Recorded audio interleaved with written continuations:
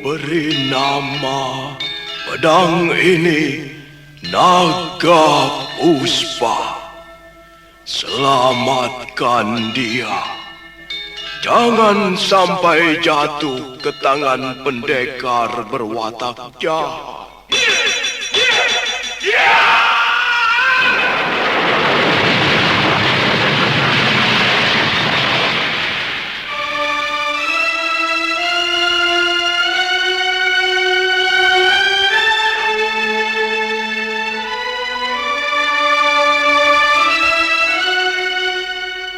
Tutur Tinula.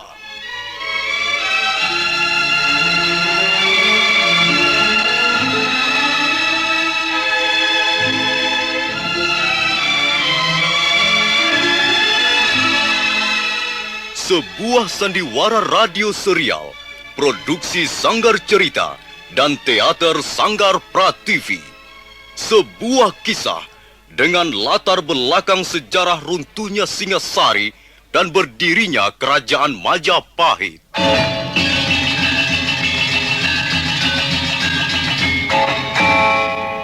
Sandiwara ini didukung oleh pemain-pemain radio yang sudah ternama.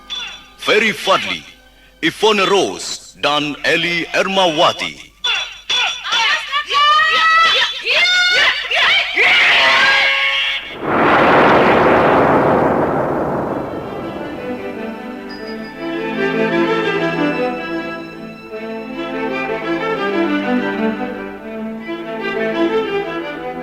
Cerita ini ditulis dan diolah oleh S. Tijab, hiasan musik dan sutradara C. Isprionoka. Kali ini mempersembahkan episode ke-10 dengan judul Pemberontakan Rangga Lawe.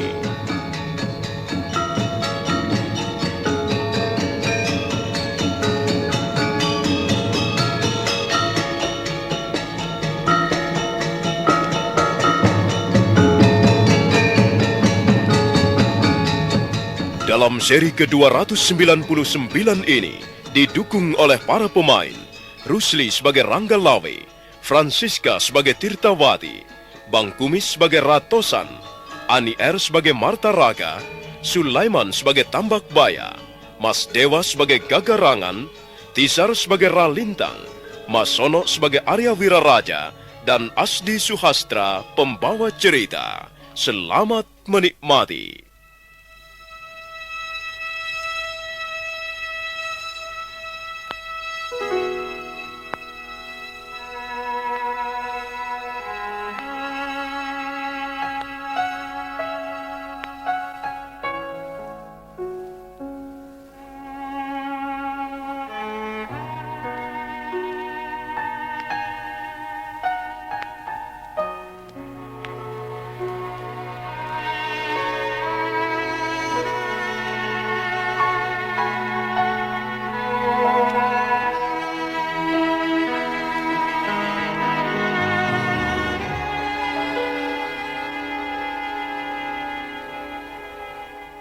Malam itu, Rangga Lawe masih sempat bercengkrama dengan kedua orang istrinya. Mereka saling menumpahkan rasa cinta dan kasih sayang. Malam terasa indah gemerlapan, penuh kristal-kristal cinta asmara. Pagi harinya, Rangga Lawe minta disediakan air bunga untuk membersihkan diri. Kakang Rangga Lawe, mengapa harus mandi keramas dengan air bunga, Kakang? Selama ini aku merasa tubuhku kotor berdebu. Tubuh ini minta dibersihkan, Dinda Tirtawati. Tubuh ini sudah terlalu lama berjalan jauh dan menyebarkan aroma duniawi yang tidak sedap. Karena itu aku ingin mandi air bunga, supaya tubuhku menjadi wangi. Ya, sudahlah Dinda Tirtawati, kerjakanlah. Baiklah, Kakang. Aku akan mengerjakan perintahmu. Sekalipun Tirtawati ini kau suruh menjaring angin atau menjala mega-mega di angkasa, Tirtawati akan mengerjakannya dengan penuh rasa bahagia dan kegembiraan, Kakang. Terima kasih atas kesetiaanmu, Dinda Tirtawati. Dan kau, Dinda Marta Raga. Ya, Kakang. Tolong siapkan makan pagi untukku. Tolong kau siapkan makan kesukaanku. Kemudian nanti kita akan mengadakan gembul bujana. Kita akan makan bersama-sama. Baik, Kakang Ranggalawe. Ya, Sama halnya dengan Rayinda Tirtawati. Aku pun akan patuh menuruti perintahmu. istri-istriku yang setia. Tirtawati yang cantik dan Martaraga yang rupawan. Tidak percuma rasanya hidupku karena memiliki kalian berdua ini. Terima kasih Tirtawati. Terima kasih Martaraga. Terima kasih Sang Hyang Widiwasa. Terima kasih karena kau telah memberikan dua perempuan ini untuk menemani hidupku di Mayapada ini.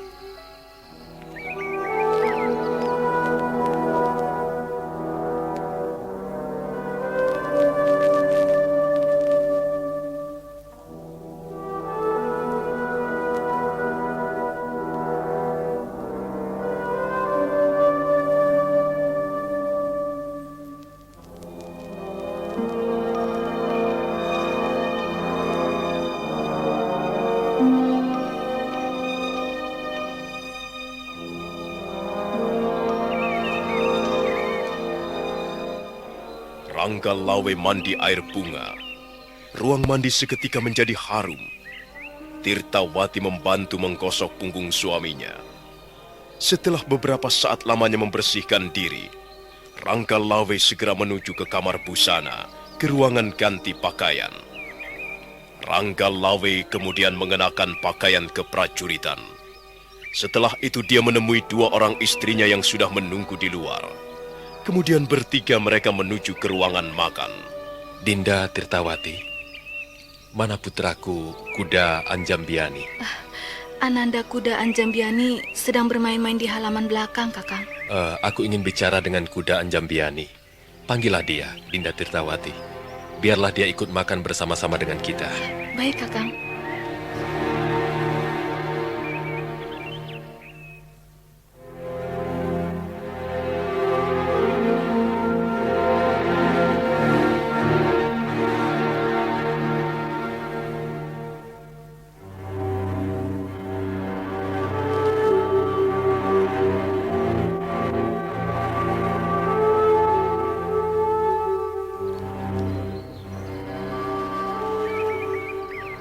Ranggalawe makan dengan lahap ditemani dua orang istrinya dan putranya, Kuda Anjambiani.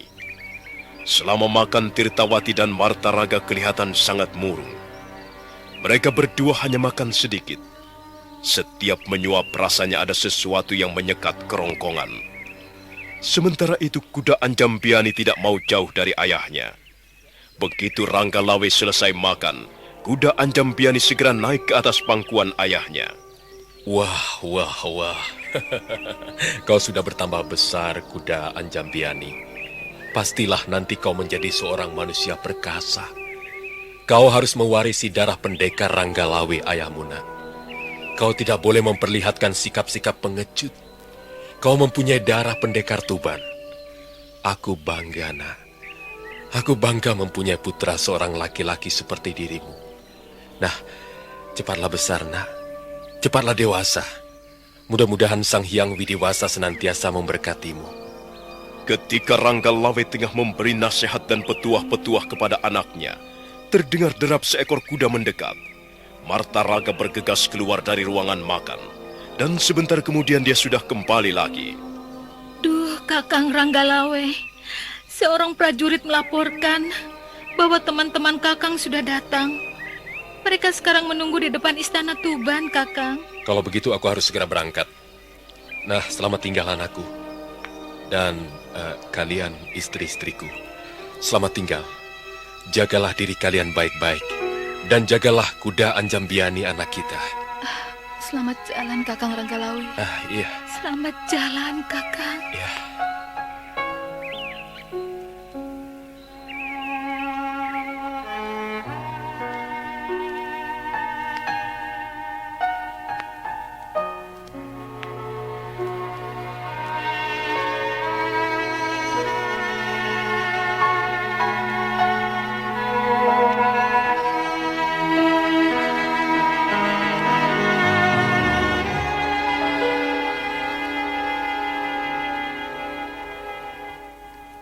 Ranggalawe bergegas keluar dari ruangan makan. Kedua orang istrinya mengiringi di belakang. Kuda Anjambiani melekat dalam gendongan Tirtawati. Bocah laki-laki itu nampaknya belum menyadari apa yang sedang terjadi.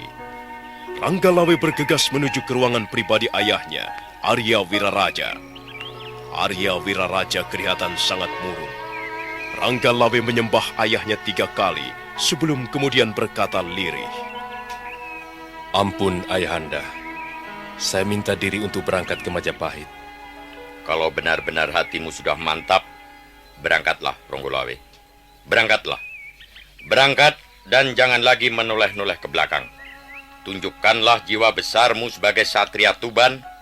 Tunjukkanlah keperkasaanmu di medan peperangan, supaya nama baik leluhur kita tidak tercemar. Saya akan berusaha memenuhi kata-kata Ayahanda Wiraraja. Saya mohon pamit, Ayahanda. Ya, baiklah anakku. Doa-doaku menyertai di belakangmu. Ranggalawe kemudian melangkah keluar. Dia tertegun sejenak di halaman istana Tuban. Kemudian dia bergegas berjalan ke arah Pagedokan. Pagedokan adalah tempat atau kandang kuda.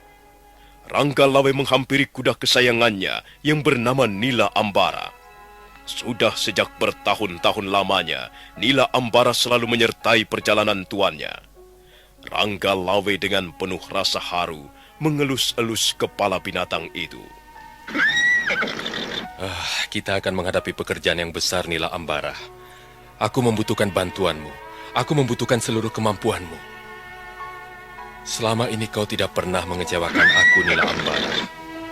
Kau selalu mengantarkan aku menempuh perjalanan-perjalanan panjang.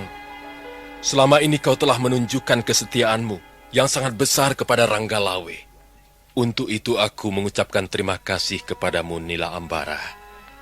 Budi baikmu dan jasa-jasamu tidak akan pernah aku lupakan.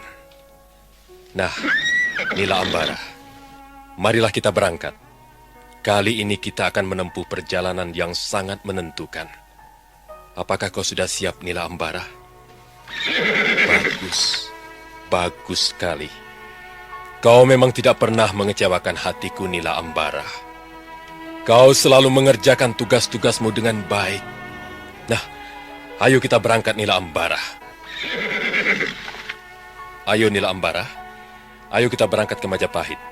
Ayo kita tunjukkan pada orang-orang Majapahit bahwa kita adalah pendekar sejati. Hiya, hiya, hiya!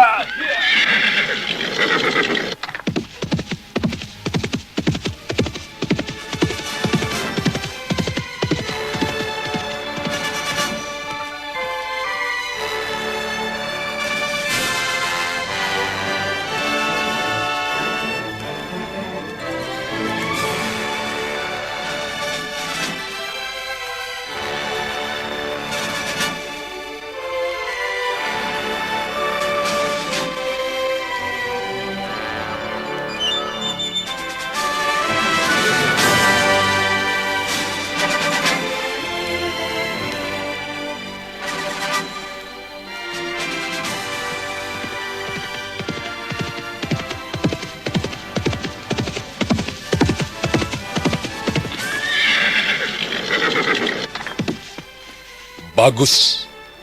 Bagus, Ratosan. Kalian ternyata orang-orang yang bisa menepati janji. Maaf, Kakang Ranggalawe. Kami telah terlambat datang. Tidak apa, Ratosan. Kalian hanya terlambat sedikit. Tapi mana yang lain? Aku tidak melihat 2 orang saudaramu yang lain. Aku hanya datang bersama Ragelatik, Kakang. Ratati dan Ralintang menunggu di Bukit Japan. Baiklah. Kalau begitu nanti kita akan bertemu di sana. Kukira semuanya sudah cukup. Berapa kira-kira jumlah orang yang kau bawa, Ratosan? Aku membawa serta 800 orang anak buahku, Kakang. Sementara Ragelatik membawa 600 orang. Bagus. Kalau semua orang-orang ini nanti sudah terkumpul menjadi satu, kita akan menjelma menjadi sebuah pasukan yang cukup besar jumlahnya.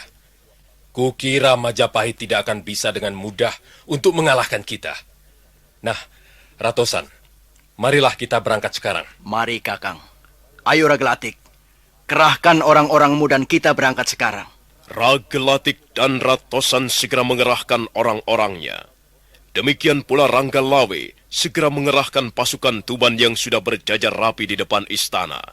Dan sebentar kemudian, mereka pun bergerak meninggalkan istana Tuban.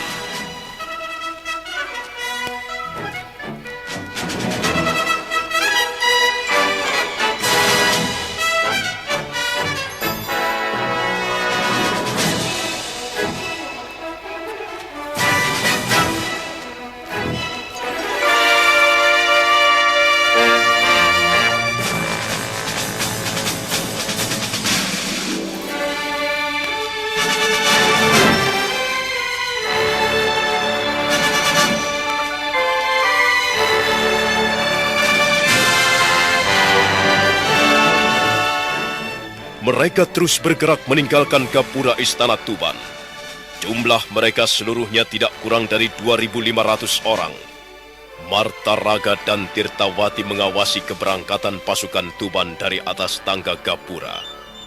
Tiba-tiba kuda Anjambiani menangis meronta-ronta.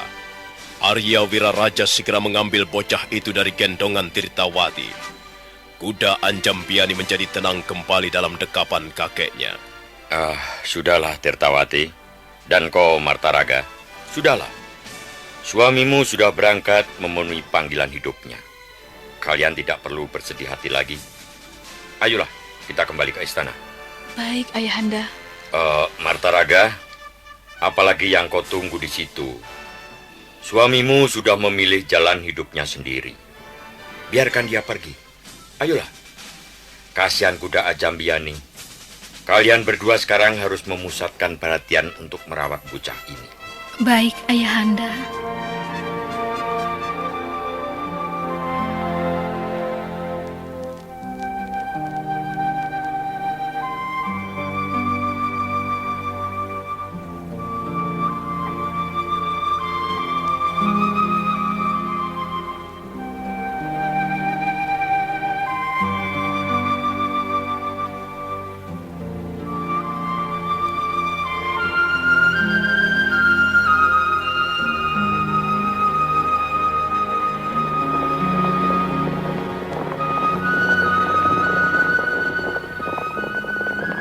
Sementara itu, pasukan Tuban terus bergerak semakin jauh meninggalkan pintu gerbang istana Tuban.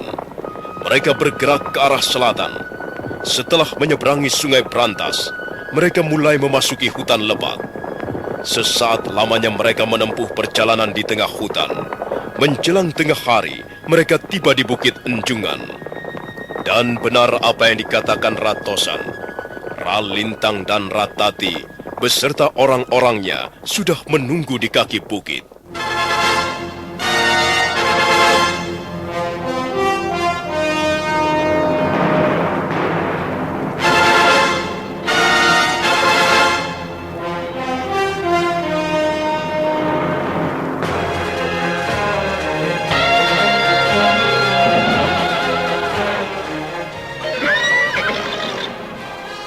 Bagus. Bagus Ratati. Bagus Ralintang. Rupanya kalian pun orang-orang yang suka menepati janji. Terima kasih atas kesediaan kalian membantuku. Maaf Kakang Ranggalawe. Aku hanya bisa mengumpulkan 500 orang anak buahku. Itu sudah lebih dari cukup. Yang penting mereka bukanlah orang-orang penakut. Mereka harus berani bertempur sampai titik darah penghabisan. Lalu berapa orang yang bisa dikumpulkan oleh Ratati? Kakang Ratati juga kurang lebih bisa mengumpulkan 500 orang. Jadi kami semuanya membawa kurang lebih 1.000 orang Kakang Ratosan. Baiklah. Kukira jumlah kita sudah cukup besar. Ketika mereka tengah berbincang-bincang, mendadak nampak dua orang berkuda mendekat. Debu mengepul beterbangan ketika kuda-kuda itu melintasi jalanan setapak.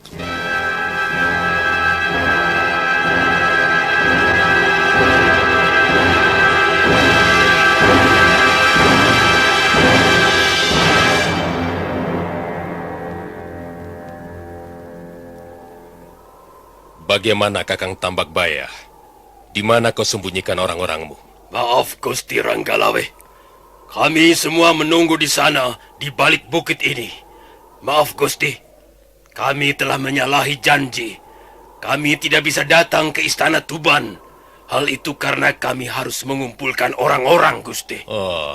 Berapa jumlah orang-orangmu Kakang Tambakbaya? Mereka kurang lebih berjumlah 500 orang, Gusti. Bagaimana kira-kira kemampuan mereka? Soal itu Gusti Ranggalawe tidak perlu ragu-ragu lagi. Mereka adalah murid-murid terbaik perguruan Bukit Gunung Lelembut. Dan mereka semuanya sudah teruji dengan baik. Mereka sanggup bertempur sampai titik darah penghabisan. Bagus, bagus. Kalau begitu mari kita berangkat. Ayo Ratusan, Ralintang, kita bergabung dengan murid-murid Kakang Tambakbaya.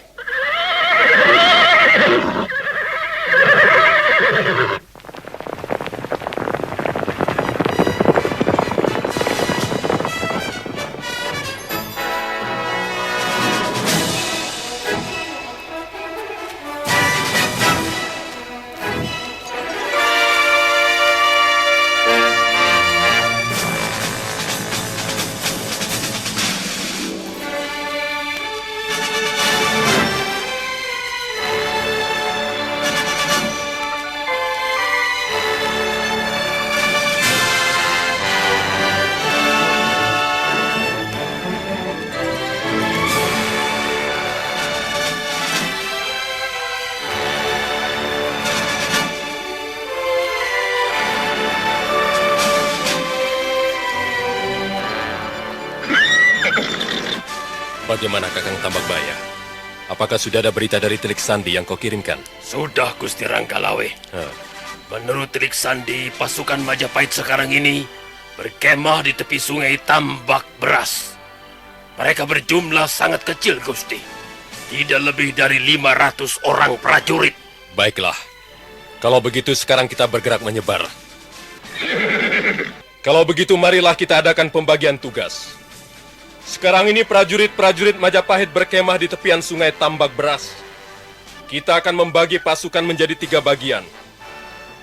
Kakang Tambakbaya dan Gagarangan, kuminta memimpin pasukan yang akan menyerbu dari rusuk kiri. Kemudian Ralintang dan Ratosan memimpin pasukan yang akan menyerbu dari rusuk sebelah kanan.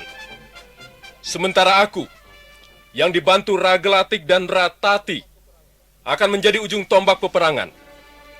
Aku akan datang dari arah depan. Apakah semuanya sudah cukup jelas? Cukup jelas, Gusti.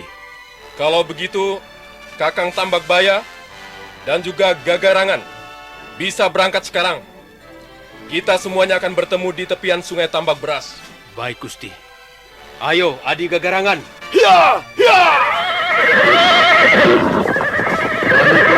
Berangkat Kakang Ranggalawe. Ya, silakan Ratosan.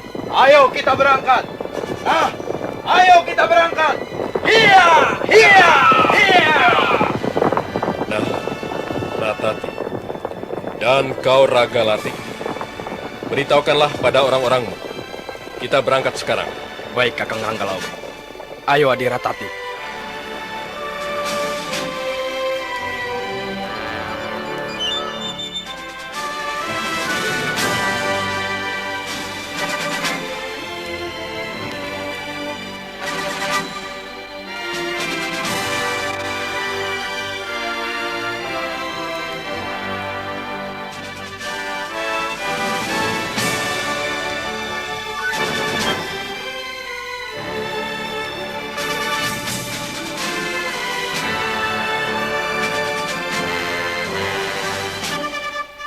Kembali Ranggalawe memimpin pasukannya bergerak menuju sungai Tambak Beras.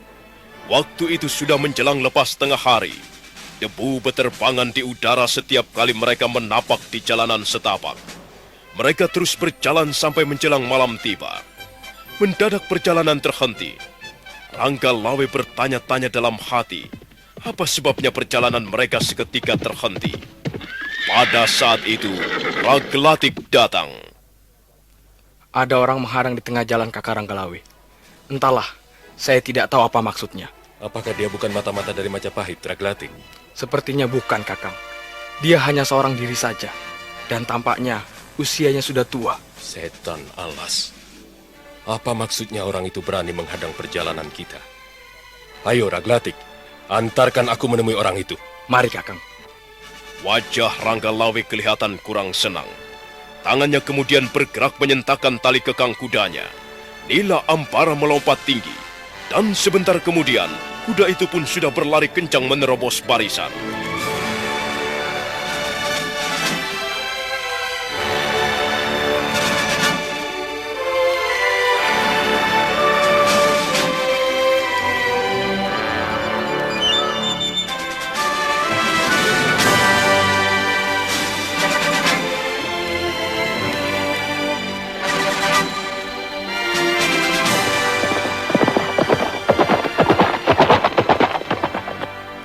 Hei, siapa kau ini? Mengapa kau menghadang jalan kami? Jangan membuat persoalan dengan orang-orang Tuban. Ayo, minggirlah! Kalau tidak, kami akan segera menggilas tubuhmu. Apakah kau sudah lupa padaku, Ranggalawe?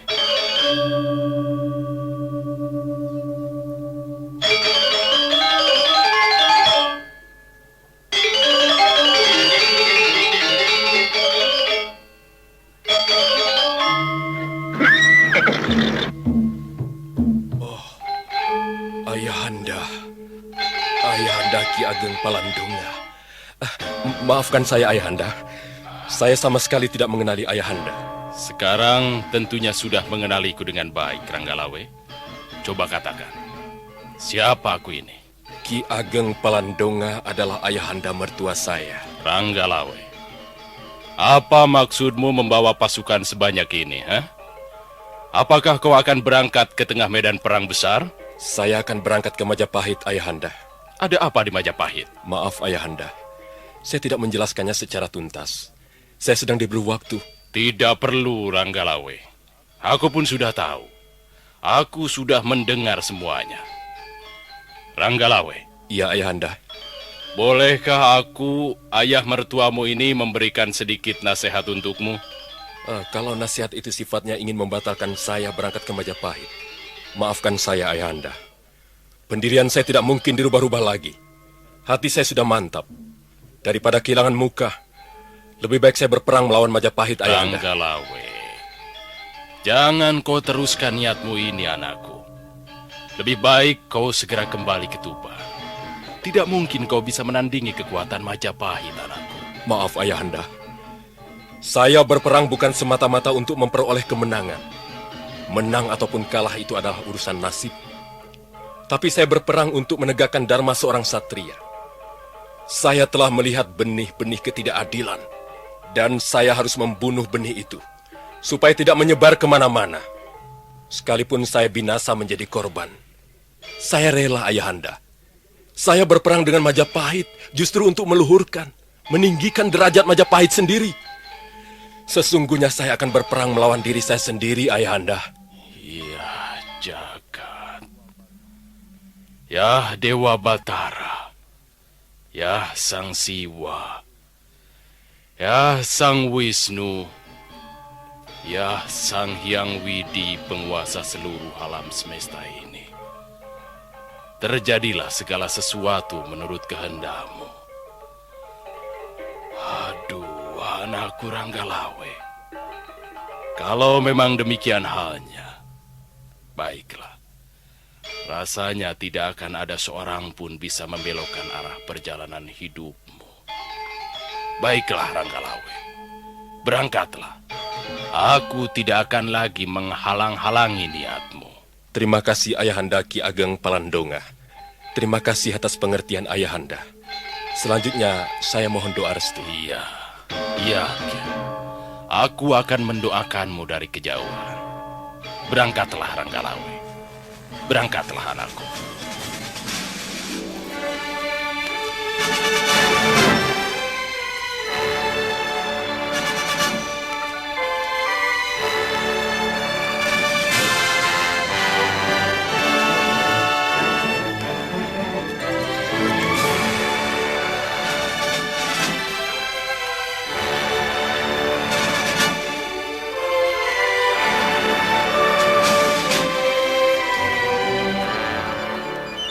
Setelah selesai mengucapkan kalimat-kalimatnya, Ki Ageng Palandonga segera lompat.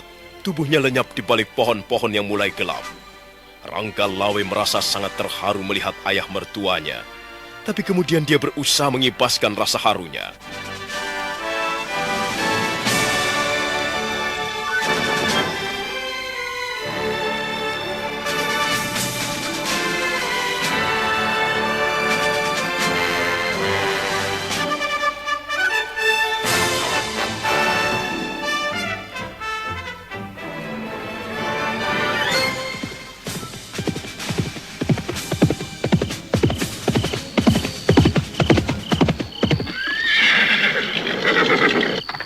Ada apa, Sakauni? Seorang prajurit melaporkan bahwa pasukan Tuban sudah bergerak menuju ke Sungai Tambak Beras, Kamandanu. Jadi Kakang Ranggalawe benar-benar ingin memberontak terhadap Majapahit. Kukira begitu, Kamandanu. Kukira sebentar lagi perang saudara tidak akan bisa dihindarkan. Aku sangat menyesalkan kejadian ini. Perang saudara seperti ini hanya akan merugikan kita semua. Tapi kenyataannya seperti ini, Kamandanu. Kita tidak mungkin berpaling dari kenyataan. Ya, baiklah. Sekalipun Kakang Ranggalawe adalah sahabat kita yang terbaik. Tapi karena dia hendak merongrong pemerintah Majapahit, kita tidak bisa berbuat lain, Sakauni. Kita harus menjadi prajurit-prajurit yang baik. Aku sependapat denganmu, Kamandanu. Mudah-mudahan saja kita tidak salah memilih. Iya, mudah-mudahan saja kita tidak salah jalan. Kalau begitu marilah kita menemui Adi Kebo Anabrang. Kita minta pendapatnya.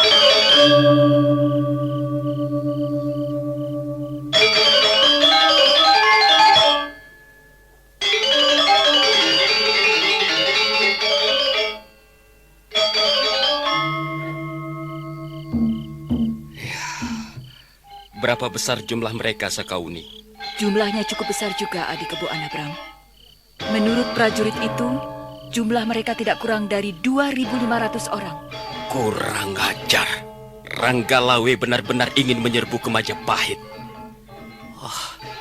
Dari mana dia bisa mengumpulkan orang sebanyak itu? Kakang Ranggalawe sudah sejak lama mempunyai nama yang harum di sekitar kota Tuban. Tentulah tidak sukar baginya untuk memperoleh dukungan dari para sahabatnya. Kalau begitu, kita harus mengirim utusan untuk menyampaikan berita ini kepada Gusti Prabu. Jumlah kita sangat sedikit. Apalah artinya 500 orang prajurit? Kalau kita tidak memperoleh bantuan, kita bisa dihancur leburkan oleh pasukan Tuban. Kebo Anabrang segera memanggil 2 orang prajurit Majapahit. Mereka diutus pergi ke istana Majapahit untuk melaporkan bahwa pasukan Tuban sudah bergerak mendekati Sungai Tambak Beras. Malam itu juga, 2 orang prajurit Majapahit berkuda meninggalkan tepian Sungai Tambak Beras.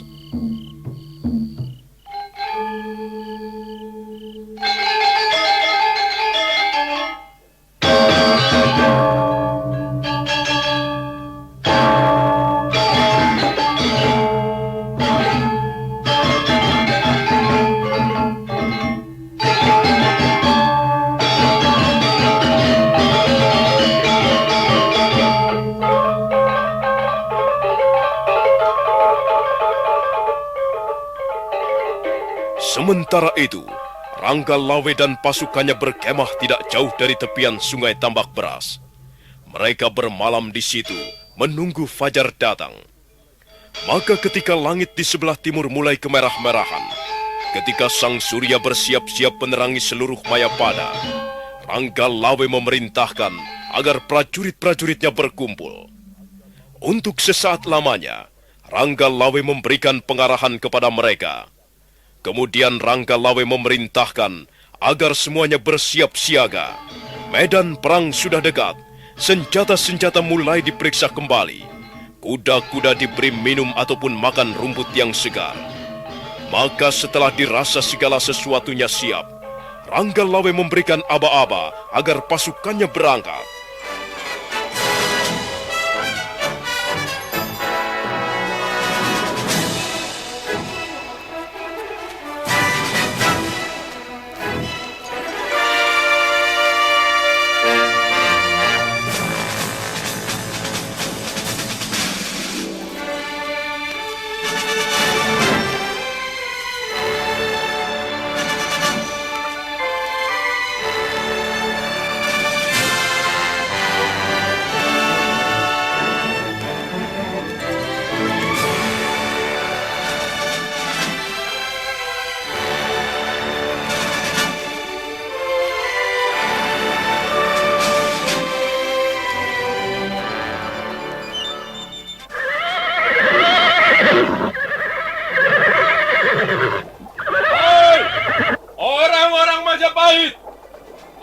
majulah kemari. Bawalah Nambi. Jangan kalian sembunyikan manusia goblok itu di belakang punggung Gusti Prabu Kertarajasa. Mana itu Nambi? Inilah Ranggalawe. Ayo, hadapilah kami. Hadapi kami pendekar-pendekar dari tanah Tuban. Apa katamu, Ranggalawe? Majulah kemari kalau berani. Tuban adalah tempat di mana tinggal sekelompok para penakut. Ayo, aku tunggu di sini, Ranggalawe. Jangan hanya pandai sesumbar dari kejauhan. Majulah, hadapi Kebo Anabrang. Hati-hati Kakang Ranggalawe. Mereka sengaja membuat panas hati kita. Kebo Anabrang itu nanti akan kucincang tubuhnya. Hei, Kebo Anabrang! Aku ingin bertemu dengan Nambi. Mana itu Reklian Mapati Nambi? Suruh dia maju kemari. Jangan hanya ongkang-ongkang kaki. Mana itu orang yang bernama Nambi? Suruh menghadapi aku, Ranggalawe! Tidak perlu banyak laga, Ranggalawe. Kalau kau ingin berhadapan dengan Reklian Mapati Nambi, sebelumnya harus lebih dulu dapat menundukkan Kebo Anabrang. Langkahi dulu mayat Kebo Anabrang. Barulah kau akan bisa berhadapan dengan Nambi. Kurang ajar, Kebo Anabrang. Pendekar kemarin berani menantang aku. Ku bunuh kau. Ku binasakan kau. Ayo, serbu! Hamuk Majapahit! Hamuk Majapahit! Serbu!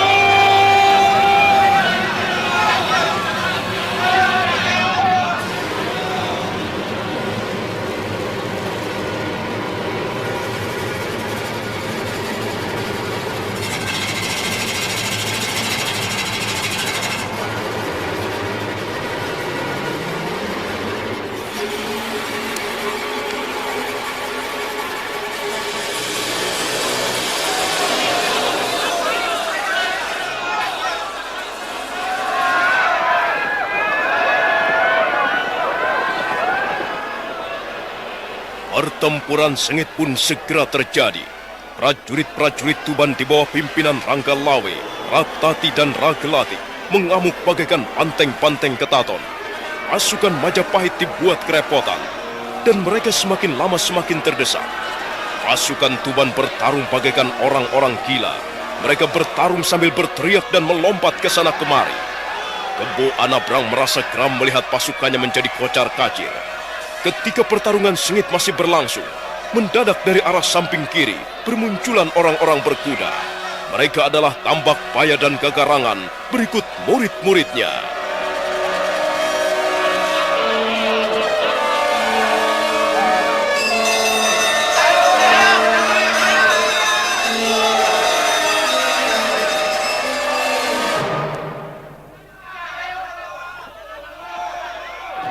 Kebo Anabrang terkejut bukan main. Demikian pula Arya Kamandanu dan Sakawuni. Mereka sama sekali tidak mengira bahwa prajurit-prajuritnya akan dibokong dari belakang.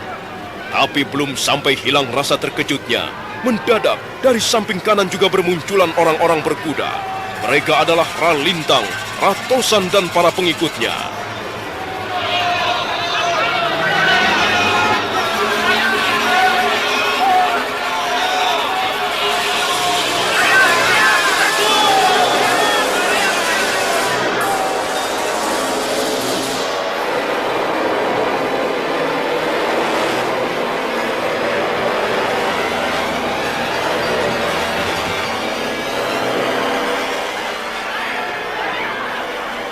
Kebo Anabrang mendengus keras sambil terus berusaha membabatkan pedangnya yang besar dan panjang.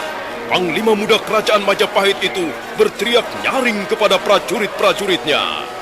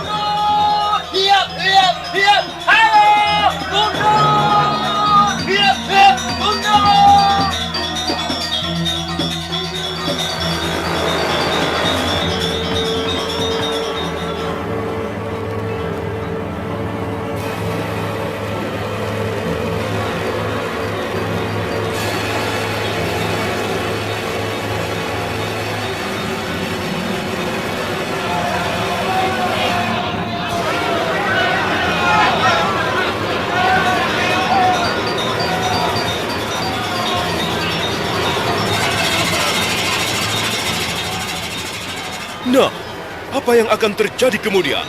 Bagaimanakah kisah selanjutnya? Siapakah yang akan memenangkan pertempuran ini? Saudara pendengar, silakan menunggu seri-seri berikutnya. Tutur Tinular dalam episode yang akan datang, episode ke-11. Mutiara Ilmu di Atas Batu. Sampai jumpa.